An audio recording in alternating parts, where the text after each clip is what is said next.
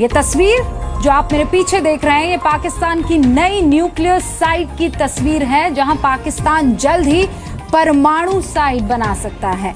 परमाणु बिस्मिल्लाहिर्रहमानिर्रहीम। अस्सलामुअलैकुम नाज़रीन कराम, नई वीडियो में आपको खुश आमदीद कहते हैं।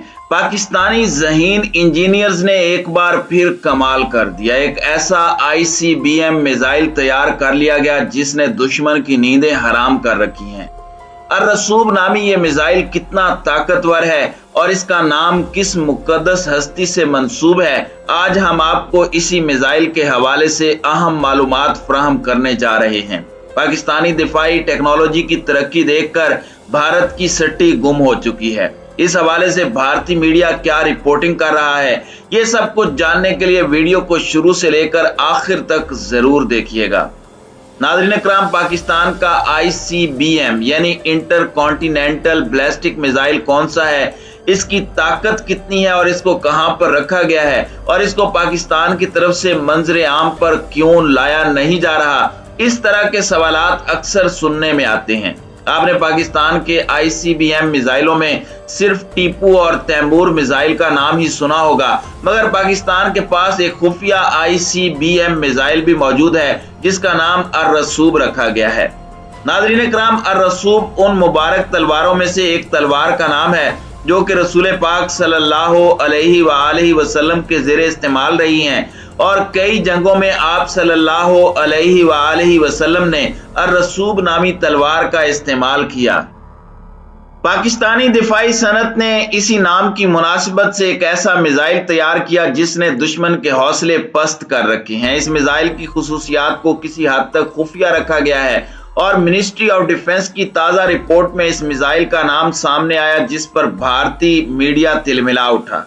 दरअसल हर साल मिनिस्ट्री ऑफ डिफेंस यानी वजारत दिफा की जानिब से एक रिपोर्ट जारी की जाती है और उसमें यह बताया जाता है कि पाकिस्तान ने इस साल कितने नए हथियार खरीदे या तैयार किए हैं और यह कि हथियारों के हवाले से पाकिस्तान में कितनी डेवलपमेंट हुई है ताकि गैर मुल्की हथियारों पर कम से कम इन्हिसार किया जा सके। इस रिपोर्ट में बहुत सी ऐसी बातें बताई जाती हैं जो कि पाकिस्तान के जारी करदा प्रोजेक्ट्स के बारे में होती हैं कि पाकिस्तान कौन कौन से प्रोजेक्ट्स पर काम कर रहा है। उसमें जो खुफिया प्रोजेक्ट्स होते हैं उनके सिर्फ नाम ही सामने आते हैं मगर उसके बारे में तफसीलात नहीं बताई जाती क्योंकि ये टॉप सीक्रेट प्रोजेक्ट्स होते हैं और अब अर्रसूब नामी मिसाइल प्रोजेक्ट भी इन्हीं टॉप सीक्रेट प्रोजेक्ट्स में शामिल है। नाज़रीन कराम, पाकिस्तान का गौरी मिसाइल हो, अबाबील हो, शाहीन हो या फिर पाकिस्तान का कोई भी जंगी हथियार हो, उसका नाम इस्लामी तारीख में रूनुमा होने वाले वाक़यात और पुरअसर शख्सियात के नामों से मंसूब करके रखा जाता है। अर्रसूब नामी मिसाइल को भी हजूर अकरम सल्लल्लाहु अलैहि वसल्लम की तलवार के साथ मंसूब किया गया। ये मिसाइल ICBM टेक्नोलॉजी से लेस है। पाकिस्तान के टीपू और तैमूर नामी मिसाइल दो ऐसे इंटर कॉन्टिनेंटल बैलिस्टिक मिसाइल हैं जिसके बारे में तकरीबन सारी दुनिया ही जानना चाहती है मगर इनकी तफसीलात किसी को भी यकीनी तौर पर मालूम नहीं है। सवाल ये पैदा होता है कि मिनिस्ट्री ऑफ डिफेंस की ताज़ा रिपोर्ट के मुताबिक अर्रसूब किस खुफिया हथियार का नाम है और कौन सा प्रोजेक्ट है कि जिसकी मालूमात शेयर नहीं की जा रही। नाज़रीन कराम, अर्रसूब नामी हथियार air to air missile, air to surface missile या फिर सरफेस टू सरफेस मिसाइल है। इस बारे में कुछ भी नहीं बताया जा रहा मगर एक निजी चैनल के मुताबिक ये जरूर कहा गया है कि ये इतना रिलायबल नाम किसी आम हथियार का हो ही नहीं सकता, यानी ये पाकिस्तान का अर्रसूब ICBM मिसाइल होगा। पाकिस्तान का क्रूज मिसाइल भी हो सकता है या फिर पाकिस्तान के अज़म प्रोजेक्ट के तहत तैयार किए जाने वाले स्टेल्थ तैयारे में इस्तेमाल होने वाला कोई हथियार हो सकता है और अगर आने वाले चंद सालों में इसकी कोई इंफॉर्मेशन शेयर ना की गई तो ऐन मुमकिन है कि पाकिस्तान के लंबे फासले तक मार करने वाले मल्टीपल वार हेड ले जाने वाले कोई मिसाइल हो सकते हैं, मगर ये जानने के लिए आने वाले चंद सालों तक इंतजार करना पड़ेगा और सादा अल्फाज में इसके खौफ से दुश्मन की तब तक सांस में सांस अटकी रहेगी जब तक इसका तजर्बा करके पाकिस्तान ऑफिशियली तौर पर इसका ऐलान नहीं कर देता। जमीनी हकायक के मुताबिक पाकिस्तान ऐसी एटमी ताकत है जिसके पास न्यूक्लियाई तिकोन मौजूद है, यानी पाकिस्तान زمین، فضا اور سمندر سے ایٹمی حملہ اور جوابی ایٹمی کارروائی کرنے کی صلاحیت رکھتا ہے۔ یہ استعداد صرف چند ملکوں کے پاس ہی پائی جاتی ہے۔ اب پاکستان 60 کی دہائی کا وہ کمزور ملک نہیں جسے جنگ کے دوران ہنگامی طور پر دوست ملکوں کی مدد حاصل کرنی پڑی تھی۔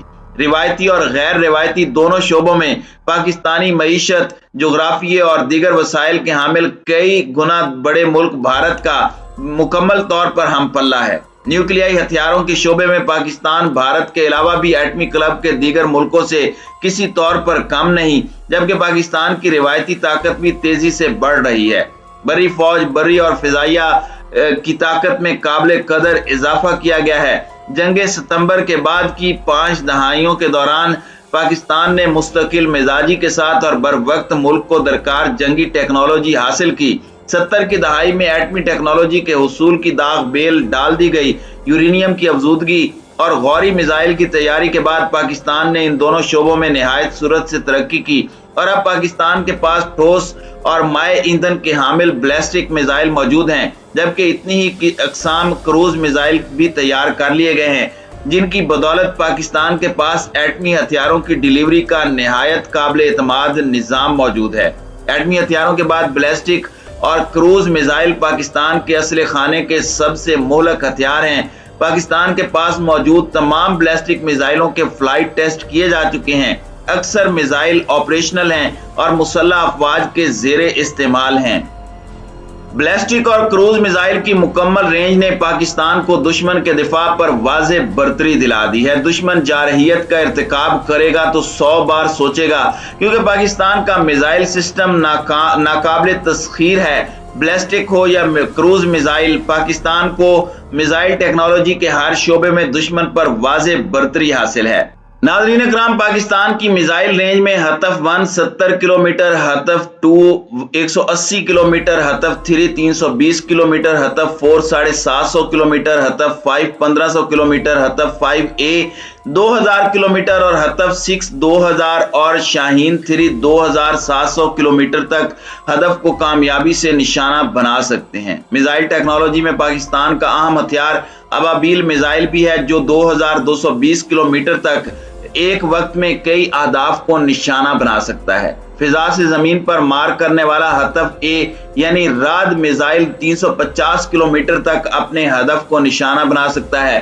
راد میزائل کروز ٹیکنالوجی کا حامل سب سونک میزائل ہے۔ پاکستان میزائل ٹیکنالوجی میں سب سے اہم نثر میزائل ہے۔ ملٹی ٹیوب لانچر کے ذریعے ایک وقت میں متعدد میزائل اس سے داغے جا سکتے ہیں۔ پاکستان نے زمین سے زمین پر مار کرنے والے بیلسٹک میزائل شاہین 2 کا بھی کامیاب تجربہ کر رکھا ہے۔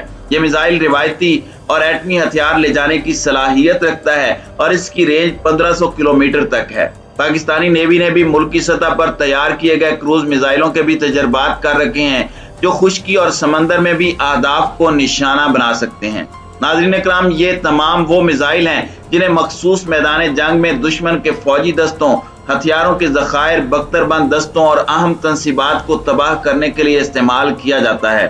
آپ کو یہ بھی بتاتے چلیں کہ ایٹمی ہتھیاروں اور بیلسٹک اور کروز میزائلوں کو چلانے کے لیے بری فوج کی اسٹریٹجک فورس کمانڈ کے نام سے الگ فورس بنائی گئی ہے، جبکہ بحریہ اور فضائیہ کی الگ اسٹریٹجک فورسز بھی تشکیل دی جا چکی ہیں، تاکہ کسی بھی ہنگامی صورتحال کو بر وقت کنٹرول کیا جا سکے اور دشمن کو منہ توڑ جواب دے کر اسے اس کی اوقات یاد دلائی جا سکے۔